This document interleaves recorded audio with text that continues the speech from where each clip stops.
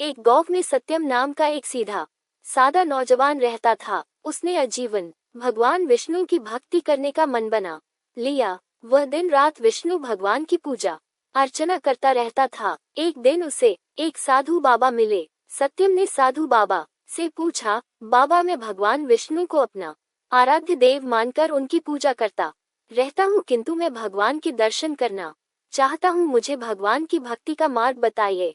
साधु बाबा ने कहा, बेटा, मैं भक्ति का मार्ग तो तुझे बता दूंगा, किंतु भगवान के दर्शन पाने के लिए अपना अहंकार छोड़ना होगा। इसके साथ ही तू गृहस्थ जीवन में रहते हुए भी भगवान को पा सकता है। लेकिन सत्यम नहीं माना। उसने कहा, महाराज, मैंने आजीवन विवाह न करने का मन बना लिया है और मैं एकांत में तपस्या करना चाहता हूँ। आप मेरा मार्गदर्शन करें।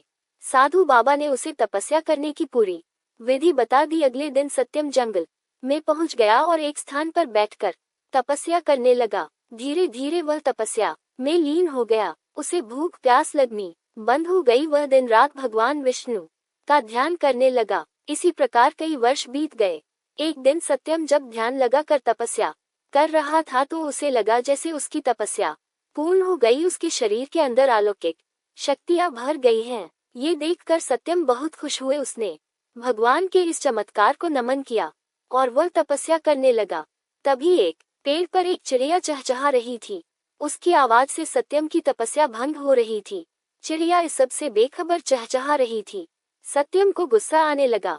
उसने आंख खोलकर चिड़िया से कहा, मूर्ख चिड़िया, तुझे दिखाई नहीं देता मैं तपस्या कर रहा हूँ। मेरी तपस्या तूने भंग कर दी, इसकी सजा तुझे अवश्य मिलेगी। ये सुनकर चिड़िया रोने लगी और माफी मांगने लगी। लेकिन सत्यम ने जैसे ही गुस्से से चिड़िया को देखा, चिड़िया जल कर भस्म हो गई। ये देखकर सत्यम बहुत खुश हुआ। उसने मन ही मन में कहा, इस संसार में मुझसे शक्तिशाली और ज्ञानी कोई नहीं है।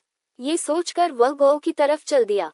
सत्यम बहुत सालों के बाद गौ में आया था। उसे कोई पहचान नहीं पाया। सत्यम एक घर के पास पहुंचा और उसने कहा, माई बाबा आए हैं, भिक्षा दो।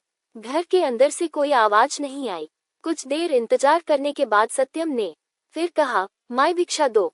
साधु की आवाज सुनकर घर के अंदर से एक औरत की आवाज आई। उसने कहा, साधु बाबा, तनिक इंतजार कीजिए, मैं अभी अपने पति को भोजन करा रही हूँ, अभी नहीं आ सकती, कुछ देर बाद आकर आपको भिक्षा दूंगी। ये सुनकर सत्यम क्रोध से भर गया। उसने कहा, मूर्ख, जानती है मैं कितना ज्ञानी तपस्वी साधु हूँ। मेरा अपमान करने का साहस इस संसार में किसी का नहीं है।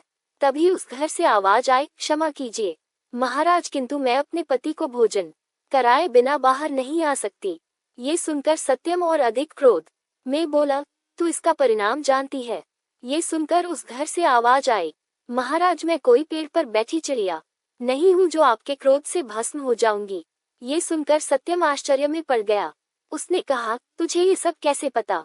तब उस घर से आवाज आई, महाराज, यहाँ से कुछ दूर पर एक कसाई की दुकान है, आप वहां चले जाइए, आपको आपके प्रश्नों के उत्तर मिल जाएंगे। सत्यम उस दुकान की ओर चल दिया। वह दुकान पर पहुंचा तो उसने देखा एक कसाई मांस बेच रहा था। सत्यम को देखकर वह दुकान से बाहर आ गया। सत्यम उससे पूछता, उससे पहले ही कसाई ने कहा, महाराज, आपको उस औरत ने भेजा है जो अपने पति को भोजन करा रही थी।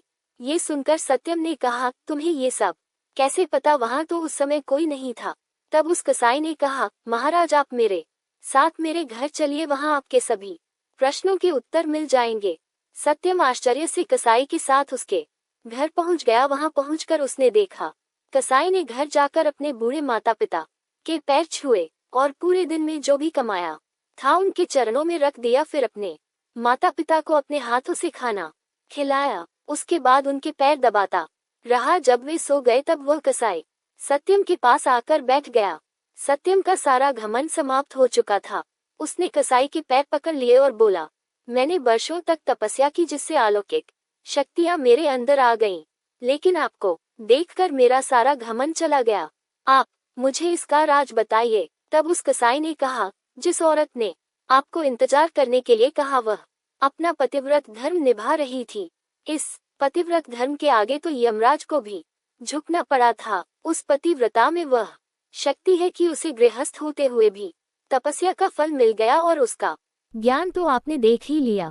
मैं पूरा दिन जीव हत्या कर उनका मांस बेचता हूँ, किंतु वह मेरा कर्म है, व्यवसाय है। किंतु घर में सब कुछ अपने माता पिता को अर्पण कर देता हूँ। उनकी सेवा मैं श्रवण कुमार बन कर करता हूँ। माता पिता की सेवा करने से मुझे गृहस्थ होते हुए भी तपस्या का फल मिल गया, जिससे मैं सब जान पाता हूँ। ये सुनकर सत्यम रोने लगा। उसने कहा, मैंने कई वर्षों तपस्या की भगवान को पाने के लिए, किंतु एक क्षण के अहंकार ने मेरी तपस्या भंग कर दी।